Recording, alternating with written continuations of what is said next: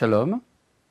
Nous allons nous entretenir maintenant de ce qu'on appelle la béatitude, en hébreu le Olam Haba, et la manière d'accéder à ce bonheur qui est celui de la proximité de l'âme avec le Créateur du monde, et de savoir, un sujet qui va nous préoccuper aujourd'hui, de quelle manière les ressortissants de l'humanité y accèdent. Comment est-ce que des non-juifs extérieurs à la tradition d'Israël peuvent accéder à ce qu'on appelle le Olam Haba, c'est-à-dire le monde à venir.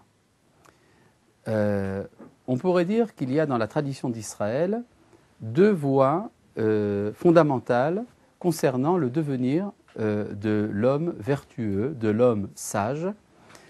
Il y a une voie qu'on appelle celle d'être chassid. Chassid ou mota olam, un homme pieux parmi les nations. Et l'autre que l'on appelle chachme ou mota olam, l'homme sage parmi les nations. Effectivement, nous savons tous qu'il y a un minimum de moralité qui est exigé de la part des nations, celui des 7 lois noachides. Et ce qui est différent, ça peut être la motivation de leur accomplissement.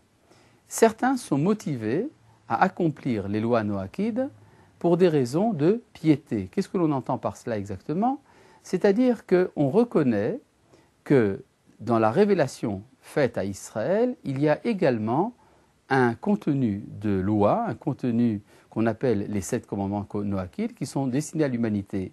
Donc les accomplir serait un acte de fidélité à cette révélation. C'est en ce sens-là que l'on est appelé chassid, homme pieux parmi les nations.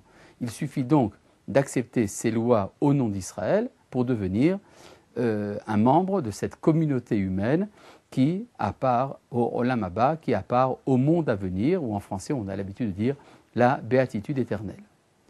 Mais il peut y avoir également une autre motivation qui a son origine dans la sagesse humaine.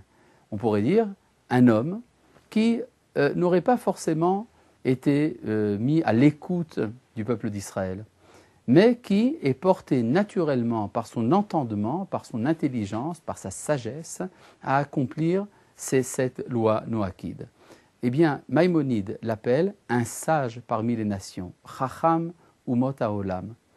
Et la tradition de la halacha, de la loi juive, réserve une relation particulière envers le Chacham. Il y a en effet une bénédiction que l'on doit prononcer lorsque l'on rencontre un sage parmi les nations. Béni soit celui qui a donné de sa science, qui a donné de sa sagesse à un être de chair et de sang. Et donc il y a un respect profond pour le sage des nations, même s'il ne relève pas de la catégorie du chassid. En fait, nous dit un des grands maîtres du Rav Kook au XXe siècle, du judaïsme au XXe siècle, le Rav Kook, que le sage parmi les nations a un statut tellement élevé qu'on ne dira même pas qu'il a part à la vie du monde futur, parce que ça serait un peu rétrécir sa dimension spirituelle. La dimension spirituelle de celui qui accède de sa propre intelligence aux valeurs fondamentales de la vérité et de la morale, eh bien celui-là est à placer dans une autre catégorie, bien au-delà de considérations un peu, disons, un peu terre à terre, de recherche du monde à venir, qui est la préoccupation des hommes pieux.